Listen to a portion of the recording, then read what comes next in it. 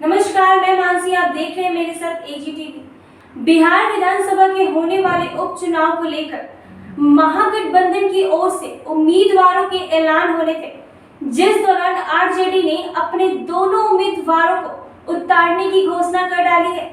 आपको बता दें कि उसके बाद महागठबंधन में कहने की खटपट की खबरें सामने आने लगी है।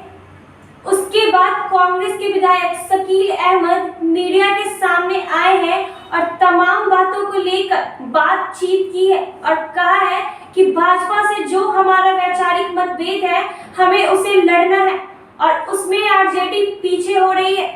और भी तमाम बातों पर क्या कुछ कह रहे हैं शकील अहमद, आइए देखते हैं हम हमारे आगे के वीडियो में। जनता दल ने ये गठबंधन तोड़ा है तो धर्म तो उन्होंने नहीं निभाया। मेरा तो ये मानना रहा है, मैं मानता भी उस तरह से हूँ कि भारतीय जनता पार्टी के साथ जो वैचारिक लड़ाई लड़ना है, संघर्ष करना है, उसमें राष्ट्रीय जनता दल पीछे हो रहा है। सवाल सीटों का नहीं है, सवाल ये है कि आज के दिन में जो देश के सामने चैलेंजेस है, उस चैलेंजेस के साथ किस तरह से सामना करना है, यह है लड़ाई। और राष्ट्रीय जनता दल को मैं देख रहा हूँ बहुत दिनों से कि वो ये लड़ाई लड़ने में सक्षम नहीं हो पा रहा है। ये दिक्कत की बात है और यह उन्होंने सुओ मोटो फैसला किया है, खुद से फैसला किया, खुदकार फैसला किया है। तो ये बात नाकाबिले बर्दाश्त है और नाकाबिले फरामोश भी है। दोनों बात मैं कह रहा हूँ, नाकाबिले बर्दाश्त है, नाकाबिले फरामोश है। इसलिए ऐसा है कि ये दो जगह का मामला नहीं है और एक सीट तो हमारी ख़ास तौर पर हमेशा से हमारी सीट रही है और उस सीट पे हम जीतते रहे हैं, कम मार्जिन से हारते रहते हैं। जीत हार से इतर जो मैं बात कह रहा हूँ वो बात ज़्यादा महत्वपूर्ण है।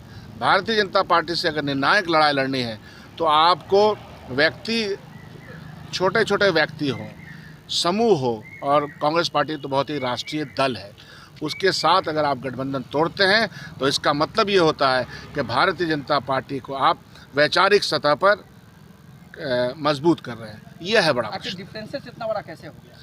ये सवाल डिफरेंसेस का नहीं है, बातचीत का आधार होता है। संवादहीनता के माहौल में लोग रहते हैं और हमको ये भी लगता है कि बहुत ज़्यादा फ्रस्ट्रेशन है, हो सकता है राजद में हो, क्योंकि घर में जो उनकी लड़ाइयाँ चल रही हैं, अपने ही पुत्र कह रहे हैं कि बंधक बना दिए गए हैं, तो हो सकता है ये फ्रस्ट्रेशन भी हो। लेकिन क्या है उस पर मैं बहुत ज़्यादा टिप्पणी नहीं देना चाहता। क्या मनमानी हो रही है क्या राजद की तरफ से? नहीं, ये तो मनमानी ही है ना। जगदानंद सिंह तो कह रहे हैं कि ये तो मनमानी ही ना है, इसको मनमानी नहीं कहेंगे तो क्या कहेंगे। मान लीजिए कि कोई बैठक नहीं हुई, दोनों सीटों पे कौन लड़ेगा, कैसे लड़ेगा, कैंडिडेट्स कौन होंगे, इस पर बात विचार होता है।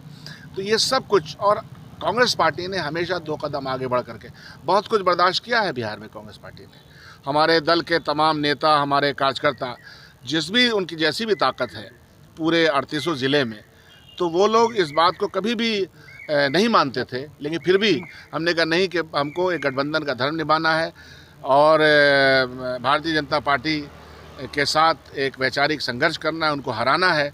तो ये सब से इतर इन्होंने ये प्रश्न खड़ा किया है। कांग्रेस जाहिर सी बात है कि दोनों सीटों पे हम चुनाव लड़ेंगे, हमारी लड़ाने की तैयारी है। कब तक घोषणा? मैदान हमारे पास समय है ना, हम कर लेंगे घोषणा। अब तो हमारे तरफ से बिल्कुल ये सामने स्पष्ट हो चुका है। लेकिन जो प्रश्न मैं कह रहा हूँ आप लोगों के माध्यम से, राजद स्थिति स्पष्ट करे कि उसका जो वैचारिक धरातल है भारतीय जनता पार्टी के खिलाफ है कि नहीं है, नंबर 1। नंबर